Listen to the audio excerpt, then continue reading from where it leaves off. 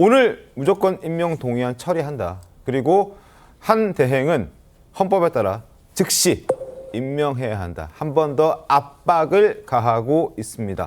오늘까지가 인내할 수 있는 마지막 시한이다. 역사의 반역자, 을사오적의 길을 걷지 말아달라라고 얘기를 합니다.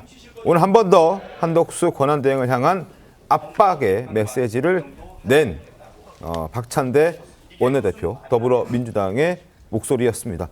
자, 민주당 또 풀린 비까지 언급하고 있죠? 네, 맞습니다. 탄핵 압박을 지금 계속 하고 있지만 이 한덕수 권한대행이 선뜻 민주당이 요구하는 3가지 안 들어줄 수 없는 이유가 혹시 이것 때문은 아닐까 하는 해석들도 지금 나오고 있습니다. 화면 통해 설명을 좀 드리겠습니다.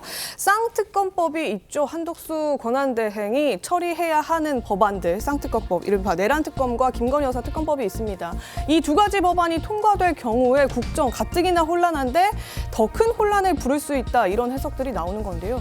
지금 야당이 단독으로 처리한 그 특검법 안에는 수사 대상만 보더라도 내란특검법 14가지고요. 김건희 여사 특검법은 15가지가 들어가 있습니다. 특검 추천권 모두 여당을 뺀 민주당 그리고 비교섭 단체가 추천하도록 되어 있고요.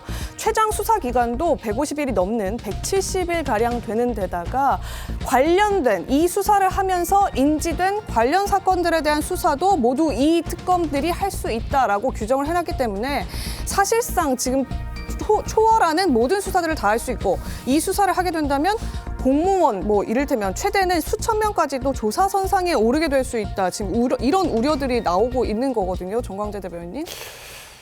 그 특검법이 지나치게 범위를 확장해놨다는 것은 부인할 수 없는 거죠.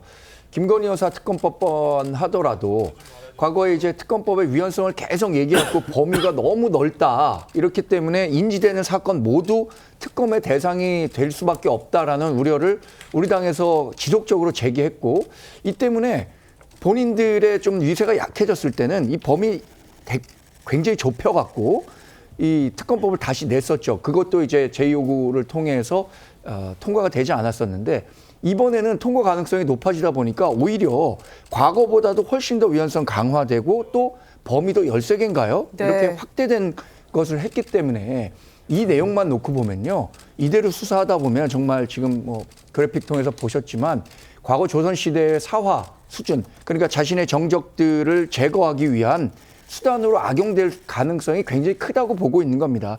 그래서 한덕수 권한대행도 제의 요구를 했었던 거고, 제의 요구라는 게 뭡니까?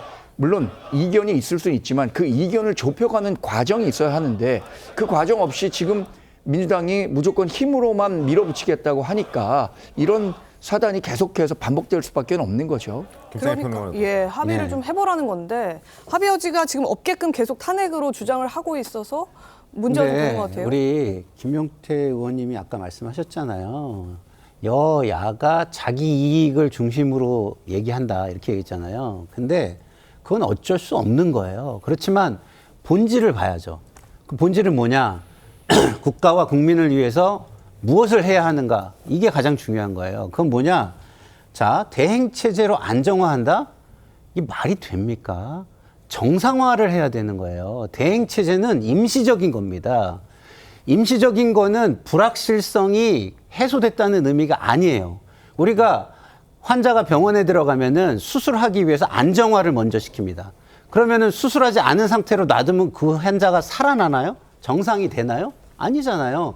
정상화하기 위한 거를 밟아야 불확실성이 제거되는데, 마치 안정화만 시켜놓으면, 환자를 안정화만 시켜놓으면 불확실성이 제거된다는 식으로 말하는 것 자체가 저는 어불성설이라고 보는 거예요. 알겠습니다. 그래서 지금 기본적으로 이런 겁니다. 그러면 자, 위법 세력, 내란 세력이 계속 국정을 운영하는 게 맞습니까? 국민들은 이거에 대한 물음을 던지는 거거든요. 그러면 이런 부분을 빨리 해소해 주는 게 굉장히 중요하다. 그리고 민주당은 그걸 위해서 한덕수 총리도 탄핵의 대상이었지만 탄핵안 추진을 그냥 집행정지시켜 놓은 거예요. 네. 알겠습니다. 일시적인 안정화를 위해서. 그러나 이 안정화는 정상화로 가기 위한 하나의 단계일 뿐이다. 이런 것을 좀 강조드립니다. 알겠습니다.